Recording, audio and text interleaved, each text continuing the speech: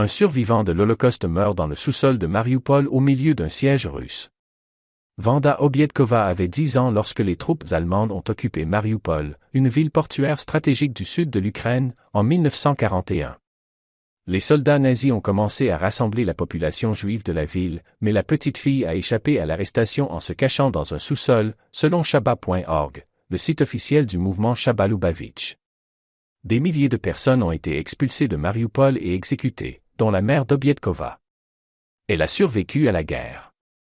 Plus de 8 décennies plus tard, une fois de plus piégée dans un sous-sol alors que les forces russes bombardaient la ville pendant des semaines, Obiedkova a perdu sa dernière bataille. Elle avait 91 ans. Avant de mourir le 4 avril, elle avait demandé à sa famille « Pourquoi cela se produit-il ?» Selon le ministère ukrainien des Affaires étrangères. Avant l'invasion russe du 24 février, Marioupol, situé entre la Crimée annexée par la Russie et les régions de l'Est de l'Ukraine tenues par des séparatistes soutenus par la Russie, comptait environ 430 000 habitants. Selon des responsables ukrainiens, jusqu'à 20 000 civils ont été tués à Marioupol depuis le début de l'invasion russe. Le Washington Post n'a pas été en mesure de vérifier de manière indépendante le nombre de morts. Depuis des jours, l'Ukraine a rejeté plusieurs échéances russes pour rendre la ville. Une victoire ici fournirait au Kremlin un corridor terrestre reliant les territoires sous son contrôle et libérerait des troupes alors qu'il lancerait une nouvelle attaque à l'Est. Que se passe-t-il à Marioupol, la ville ukrainienne assiégée par la Russie? La situation sur le terrain à Marioupol est de plus en plus désastreuse. Les plans d'évacuation humanitaire de la ville se sont effondrés mercredi, selon des responsables russes et ukrainiens, qui se sont mutuellement blâmés. Des vidéos vérifiées par The Post montraient les corps de plus d'une douzaine de civils gisant dans les rues.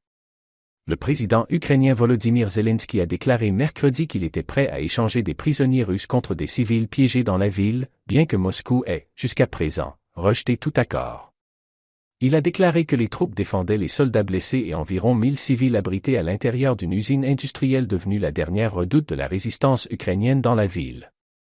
Le commandant des forces ukrainiennes restantes, le major Serhiy Volina, a déclaré dans des messages vocaux au poste que ses troupes étaient en infériorité numérique et à court de ravitaillement.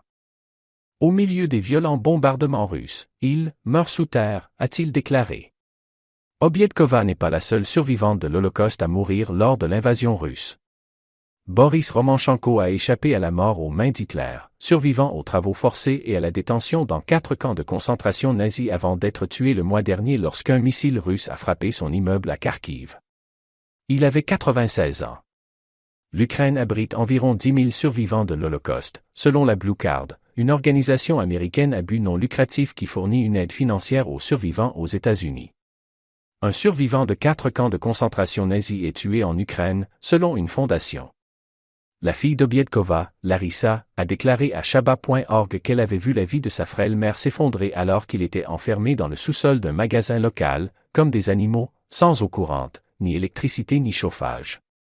Larissa a déclaré qu'elle et son mari avaient risqué des bombardements russes incessants pour enterrer Obiedkova dans un parc près de la mer d'Azov. Maman aimait Marioupol, elle n'a jamais voulu partir, a-t-elle déclaré.